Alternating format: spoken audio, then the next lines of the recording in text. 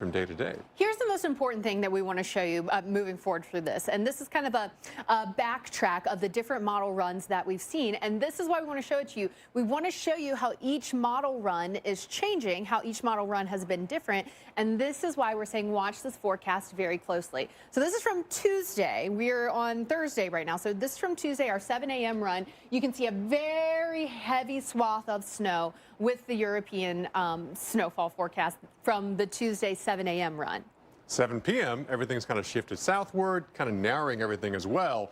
And then yesterday, 7 a.m., okay, back to heavy rain, snow a little farther north off the Gulf. And then last night, it's kind of backing away and coming to what we have kind of now, kind of the two different storms. So what is concerning about that is when the model, even within itself, is putting out two very different solutions based on each model run. So then we've got to take a look at our other long-range model that we keep a close eye on, which is the American model, or the GFS. And you can see that it is not nearly as bullish with putting higher percentages of snowfall across portions of the South. But I think keeping a close eye on this in like Houston at this point. We do think it's improving confidence of some impacts in Texas for sure, but elsewhere, not nearly as bullish. Right, so let's take a look at the American model now. This is starting you out Monday into Tuesday. You'll notice that by Tuesday, it's just giving a little blip there across Texas, and then, I mean, not a whole lot happening with the GFS here.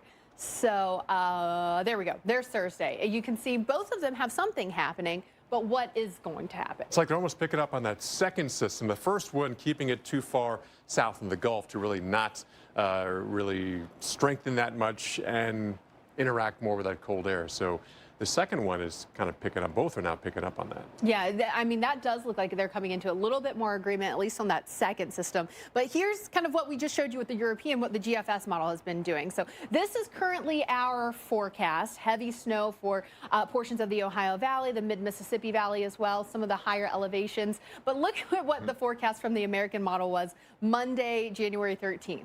That's, yeah, you are paralyzed again in Texas. Right. With a lot of snow on the ground in places like Houston that don't do well with ice or snow. Okay, so that was the Monday 7 a.m. run. Let's get the Tuesday 7 a.m. run. Now we're lifting a little bit farther northward. We're taking a heavier track of snow all the way through Louisiana and then up into the Carolinas and southern Virginia. Yeah, and then we even continue this model run. We go from Tuesday at 7 p.m. to Wednesday at 7 a.m. And again, we're getting more patchy results here. So the bottom line is it's just a chance. Yeah. I wouldn't say it's a good chance, but maybe a chance 10 days from now. And this is their second rainiest month of the year. Should be. And, you know, at least we will take it that the winds have calmed down a bit. Well, thanks for sticking with us here on Weather Channel Live. Paul Goodlow and Felicia Combs. We are keeping a close eye on that. We're also watching the potential for dangerous cold that's going to be happening for a couple different cities. So let's take a look at what's going on. We've got lots of cold air in place as we head through this weekend.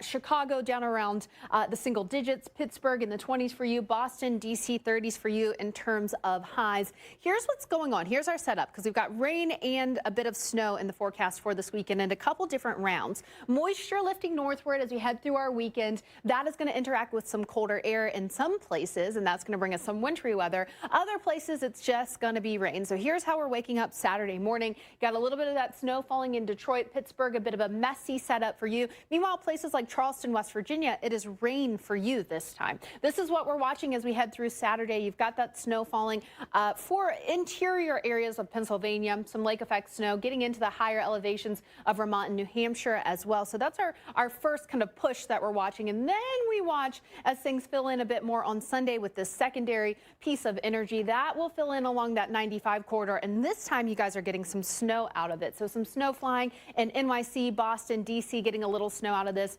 for your weekend as well. And then, of course, as mentioned, that cold building into plenty of cold air in place as we round out the weekend and head into early next week. So our snow total forecast still to come. You can see some of the higher totals. You're getting in on that lake effect snow, still higher elevations of West Virginia up through southern Pennsylvania. But a broad brush forecast here, 1 to 3, maybe 3 to 5. So not a blockbuster snow, but a little bit of snow for those places that have been hoping for it and a little below average in terms of your snowfall.